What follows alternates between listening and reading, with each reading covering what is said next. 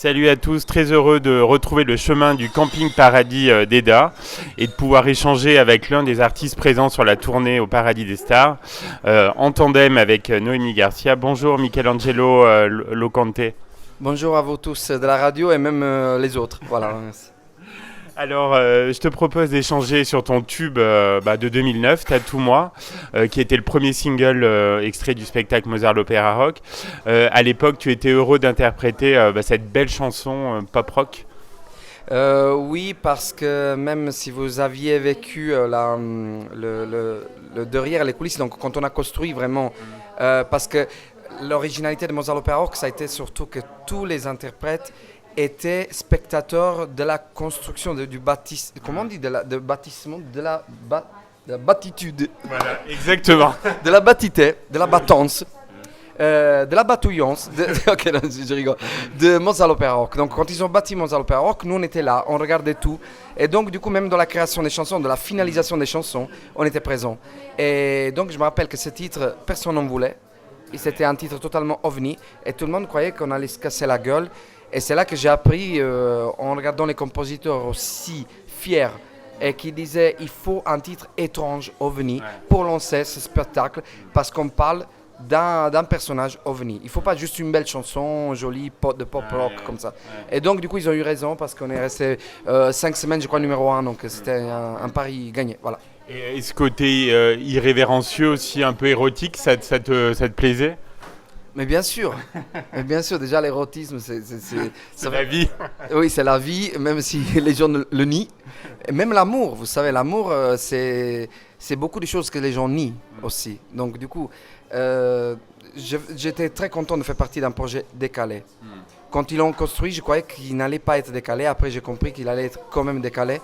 Quand on a commencé, ils nous ont critiqué et ils sont venus vers nous, les puristes, se dire oui, mais vous avez fait ça, vous êtes produit pas dans le Prestige. Et je me rappelle avoir répondu que déjà Mozart lui-même ne se produisait pas dans le Prestige. Donc du coup, voilà. Il y avait une belle équipe derrière cette chanson. Ah, mais vous ne pouvez pas savoir. Il y avait vraiment une très très belle équipe. Il y avait déjà les compositeurs, à part Rod Janois qui fait partie des retrouvailles comme ça. Il y avait William Rousseau, il y avait les grands Jean-Pierre Pilot et Olivier Schultes, qui est à la base de grands succès de Zazie et aussi de Christophe Willem. Ouais. Donc, voilà. Quel souvenir tu gardes du clip ? Je crois que c'était un peu mémorable. Alors, je garde un souvenir de tous les clips, mais surtout de ce clip-là, parce qu'en fait, c'était un clip où ils nous ont amenés à Prague, sur les traces de Mozart, voilà, comme ça, sur les traces aussi du film Amadeus. Voilà, parce que c'est là où ils avaient tourné beaucoup de scènes d'Amadeus. Et on s'est retrouvés dans la rue de Prague à devoir improviser, et nous, on ne savait pas comment faire. Donc, du coup, oui, c'est un grand souvenir, vraiment un grand souvenir. Ouais. Donc, tu le disais, la chanson a connu un énorme succès, plusieurs semaines numéro 1 au top 50.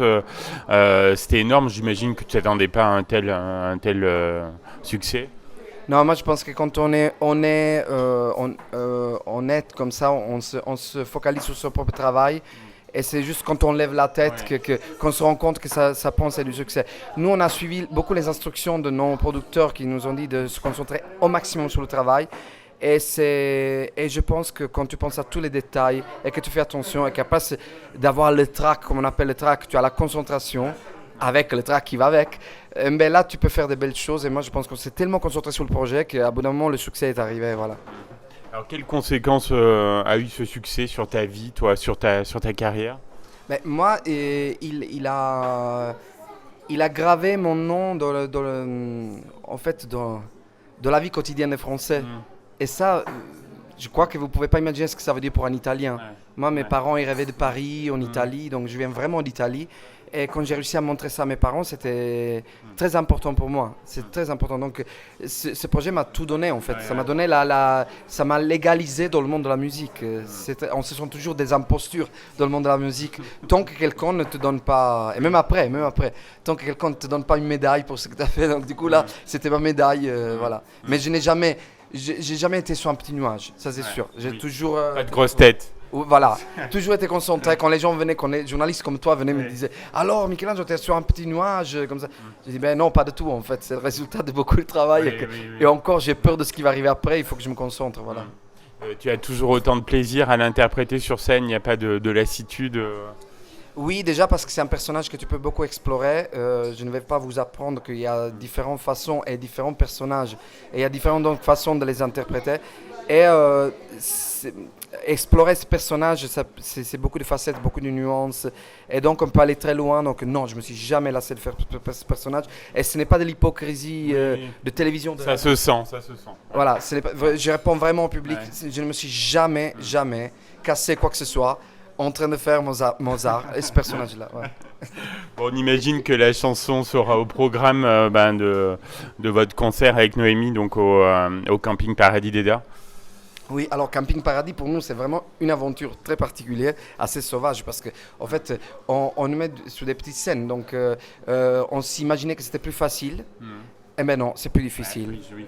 Parce que si on fait beaucoup de routes avec une Mercedes et qu'on arrive à l'autre bout du monde et qu'on fait, on va dire 5 km avec un vélo, voilà, même si c'est 5 km, mais tous les pédales. Voilà. Donc du coup, c'est très dur de faire ce qu'on fait. Il faut se mettre d'accord avec la sono, chaque sono différente, chaque scène différente. Ici, c'est surtout de l'animation. Donc nous, on était prêts à faire des spectacles. Eux, spécialement, ne sont pas prêts pour des spectacles. Donc il faut rentrer dans la mentalité. Mais grâce aux chefs animateurs et surtout les patrons de camping qui vraiment s'enlève la petite veste de chef qui se met à travailler avec nous, on arrive à faire des super choses. Oui, je l'ai vu plusieurs fois, donc il faut le saluer. Alors tu fais partie du spectacle avec Noémie, Les Retrouvailles, avec plusieurs artistes de comédie musicale. Tu as tout de suite dit oui à ce projet? Alors, la personne qui m'a proposé ce projet, donc c'est Marjorie, voilà. Elle m'a dit, écoute, je vais te proposer quelque chose, tu vas dire non, mais dis-moi oui. Voilà, donc c'était génial. Et quand elle m'a proposé, évidemment, la première chose que j'ai dit, c'était non, absolument pas. Et après, elle m'a expliqué que c'était aller... En fait, le concept, c'est ça. Les gens viennent nous voir dans les zéniths ou alors même dans des petites salles, quand on joue dans des petites salles.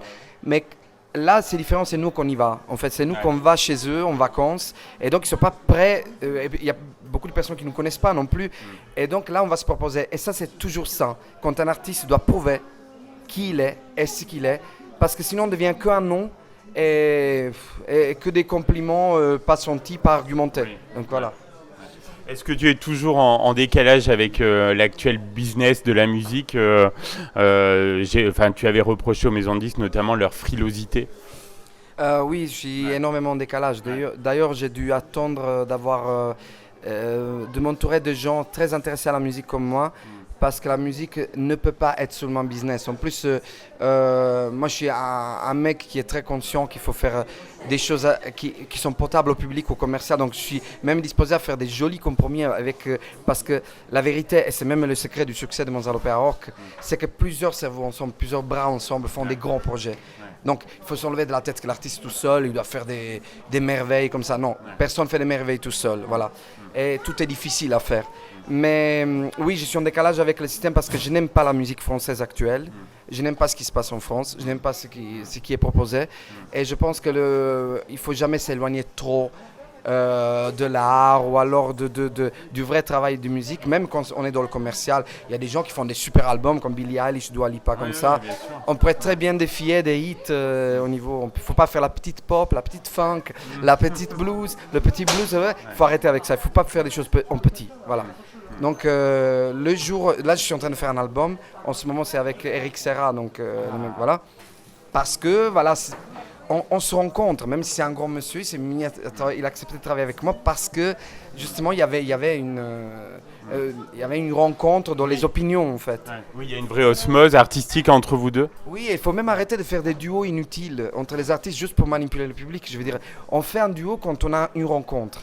Et moi, celui-là, c'est une rencontre. Donc, du coup, je suis en train de faire un album qui est voilà, un peu sur les traces des Maneskin, si vous voyez. Ah, génial, voilà. Génial. Ok, mais peut-être un peu plus facile pour le public français qui n'a pas envie spécialement d'écouter trop de guitare électrique, trop de fire. Mais par contre, c'est toujours un album avec du fire. Donc voilà. Est-ce que tu as déjà une idée de la date de sortie ou c'est encore trop tôt Non, parce qu'il y a beaucoup d'imprévus. D'accord. Voilà, surtout au niveau même planétaire, il y a beaucoup de choses qui sont changées. Et donc du coup, parfois on s'arrête, on recommence. Donc du coup, c'est très dur aujourd'hui de dire, voilà, quand on va retravailler et refaire le truc. Voilà. J'espère en tout cas que tu viendras nous en reparler sur cette antenne. C'était vraiment un très bon moment d'échange et puis on va réécouter pour le plaisir Tatou-moi. Merci beaucoup. Merci à vous tous. Je vous embrasse très fort. Et je suis content d'être sur les routes de France encore une fois pour proposer de la musique de Mozart l'Opéra Rock. Je vous embrasse. Ciao.